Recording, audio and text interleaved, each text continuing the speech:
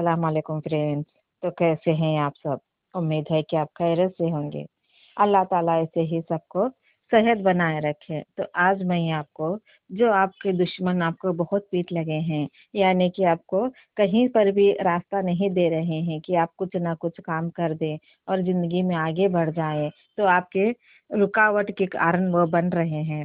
यानी कि आपके हर एक काम में वो रुकावट भाते रहते हैं कि आप आगे कभी भी बढ़ ना सकें। वो चाहे हमारे रिलेशन में क्यों ना हो, या चाहे हमारे भाई बंदी ना क्यों हो, और हमारे आस पड़ोस भी ऐसे लोग रहते हैं।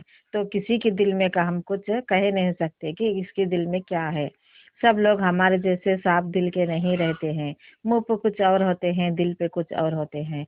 यानी कि उनका चेहरा कुछ और कहते रहता है और उनकी जबान कुछ और कहती रहती है। तो जब भी हम कुछ आगे बढ़ते हैं या आगे बढ़ने की कोशिश करते रहते हैं, तब ऐसे लोग हमें ऐसे पीछे खींचते हैं कि हम नीचे जमीन पर गिर जाते हैं, और फिर भी उठ खड़े होने की कोशिश करते रहते हैं।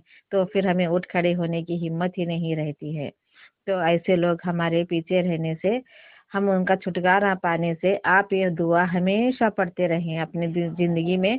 ये दुआ हमेशा आप याद करते रहें और पढ़ते रहें, ताकि हमारी जिंदगी से हर मुसीबत टल जाए। और ऐसे दुश्मनों से जो हमें पीठ लगे हैं, हमारे ऐसे दुश्मन पीठ लगे हैं कि हमें कोई भी काम नहीं करने दे रहे हैं, ऐसे लोगों से छुटकारा मिल जाए।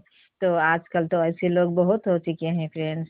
तो इसके लिए मैंने भी बहुत सारी वजीफत बताते रहती हूँ कि ऐसे दुश्मन तो बहुत है, जो ऐसे लोग हमें काला जादू भी कर देते हैं और हमें ऐसी बीमारी पे भा देता है कि हम जमीन छोड़कर ऊपर ही नहीं उठ पाते हैं। ऐसी बीमारी पर हमें ऐसे मोड़ पे लेकर खड़े कर देते हैं कि हम कहीं से हमें रास्ता नजर नहीं आते रहता है।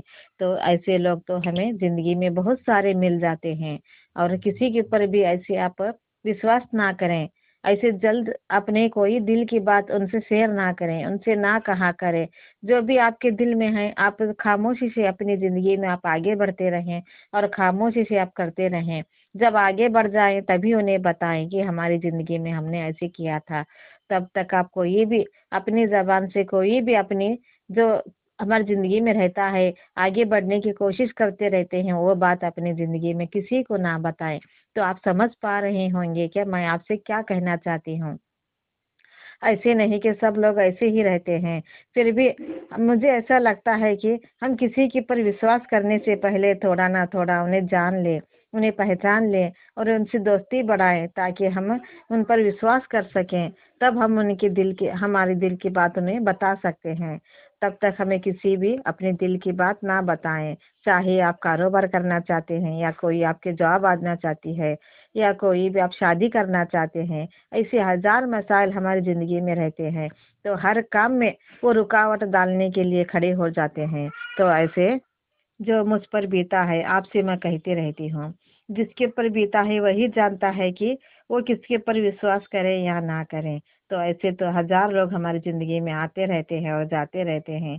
जो हमारी मुसीबत के वक्त काम आता है वही हमारा सच्चा दोस्त होता है। और जो हंसते खेलते रेस्ट आते हैं वो कभी हमारा दोस्त नहीं होता है। जो दुखा कर कहते हैं वही सच्चा दोस्त होता है। जो हंस कर कहते हैं वो तो हमारे फ्रेंड भी क्या, हमारे दोस्त कहने के लायक भी नहीं रहते हैं। तो इसके लिए आप किसके साथ भी दोस्ती करना चाहते हैं तो सोच समझ कर करें। अपने दिल की बात शेयर करना चाहते हैं तो सोच समझ कर जबान हलाया करें। ऐसे नहीं कि हम साफ दिल के हैं, सामने वाले भी ऐसे ही रहते हैं, हमें पता नहीं चलता। तो इसलिए हम अपने दिल में जो भी आता है उनसे कहे बढ़ते हैं।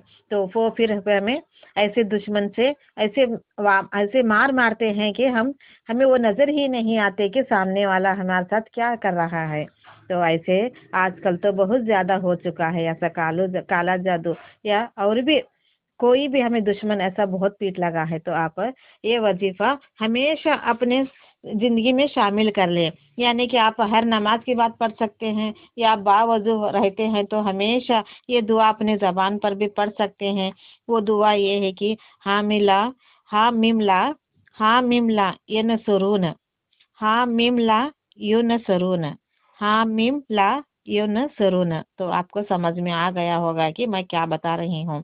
तो आपको दरूद शरीफ और 3-3 बार आपको दरूद शरीफ पढ़ना ही पढ़ना है।